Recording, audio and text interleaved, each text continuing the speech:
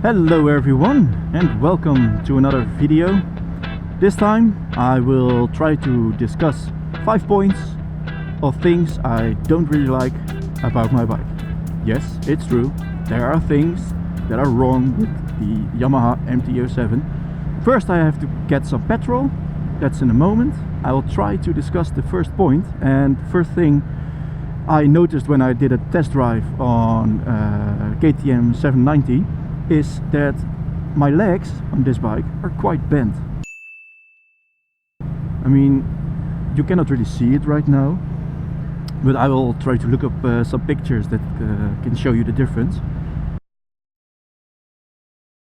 But your legs will be bent on this bike, and as I mentioned, I noticed the difference when I did a test drive on the 790.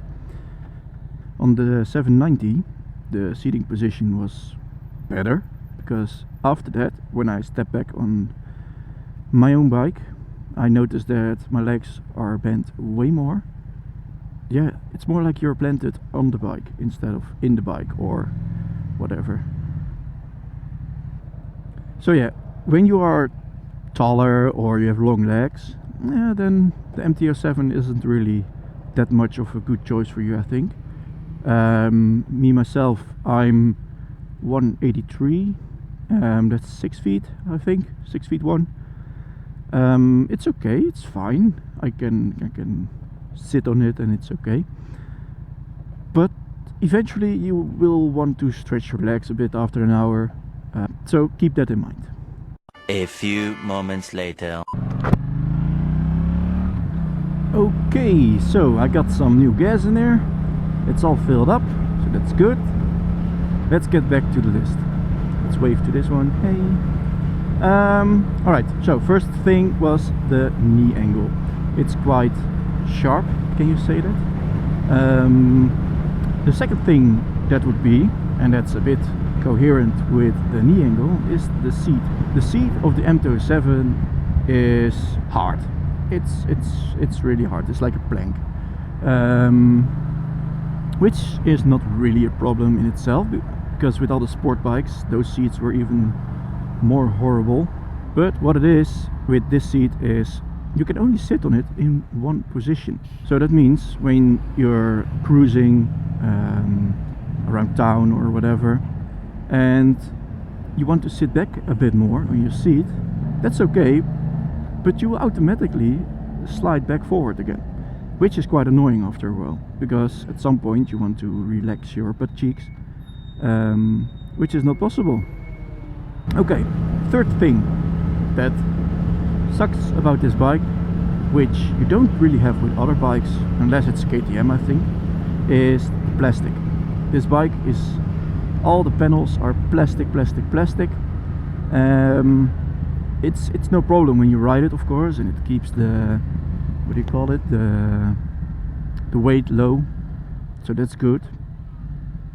But it has a lot of plastic on it, and when you sit on it just when standing still or something, and you move around, then you can hear all the plastic squeak or squeal, whatever it is. So yeah, it's made out of a lot of plastic, which has its plus sides. I mean, when you tip over or have some scratches on it, you won't really notice it because it's plastic. And if you want to replace a panel, it's not that expensive, because metal is of course way more expensive. Well, I think actually, I'm not sure. Or like people with this bike I bought or I own did, is put a wrap over it. Not that this one has scratches or anything, they just liked the color of the wrap, but yeah, they put a nice wrap on it, and when you have some scratches in your wrap, like I have over here, it's no big of a deal. You get the wrap off and then you apply a new wrap and then it's fixed again. You can of course wrap a metallic motorcycle, but when you have a metal one, yeah, it will still be, I don't know. When you wrap a bike with like a metallic tank or something, or made out of metal, it's a shame. I mean, you have a metal tank, why put a wrap on it? But okay, that's not the thing I was talking about.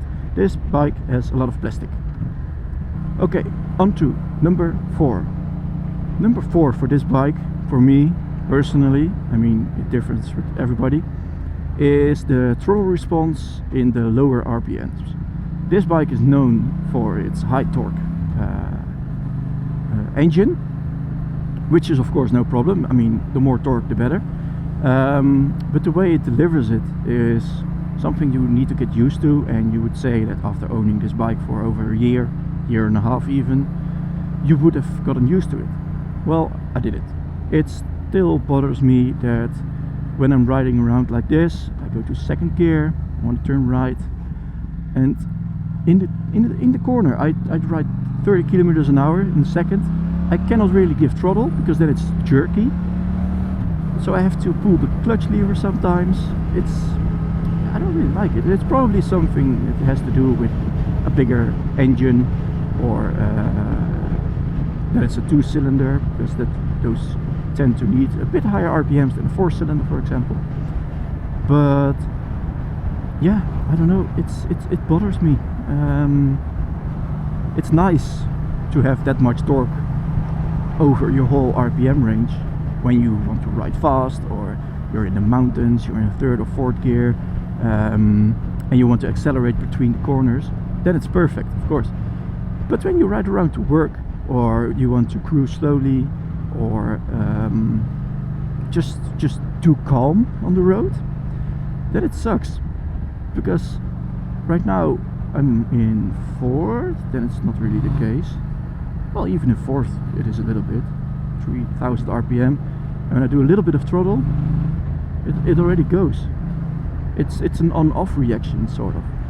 I know it's part of the 2-cylinder high torque engine, but they could have somehow smoothed it out a bit more in the lower RPM range. I mean, when I'm at 5000, 6000 RPMs, yes, then I want something to happen to it. But with this one, it's too jerky at lower speeds. So that's something that bothers me. So it doesn't have to be a real downside for everybody. But it's something that I didn't really like about riding this bike. The fifth thing that sucked about this bike, and then I mean really sucked about this bike, was the suspension. The suspension was like a big boat. You could see it when you go over a speed bump, like I will do in a moment, but I'll try to demonstrate it. When you go over here, right now it's done, and then it's done. That is because I upgraded my engine. More about it later. But first, with the original suspension, it was like a boat. So when you go over a speed bump, it would still be rocking and trying to get the damping out or the movement out of the bike. And that's not really pleasant, especially when you're going down a corner, or yeah, like going over a speed bump. You want to have contact with the ground and be stable in your bike, like straight. Because in the corner you don't want it to bump and keep bumping like crazy. And that's what it did. My mechanic showed it to me when standing next to the bike. You just press hard on the tail of the bike and then see what it does, and it went like, and then it stopped. That's not what's supposed to happen. At the front it was the same. You press down the handlebars, it's like, and that's really weird. And you have a speed bump, it's like, oh, let's keep rocking. So what a lot of people do that own the MT-07 and don't like that movement of the suspension that much, they upgrade it. You can upgrade the front and the rear. I just only did the rear. I changed it for a Hyper Pro Street box suspension rear shock thing, which improved it a massive amount. Because right now when I sit on it, first if I would bounce, it would keep bouncing, and right now it's just and done. It's just one bounce, so it absorbs the bumps in the road really good right now. So you go over it, it's a bump, you feel it, because the suspension is also a bit stiffer, but after the bump it's done. No bump anymore, no more rocking the boat. So with the suspension, it's definitely a recommendation to upgrade it. Get the better rear shock. I got mine second hand, so that saved me a lot of money. I also asked my mechanic to put some thicker fork oil in the front fork legs. It also helps it with dampening of it.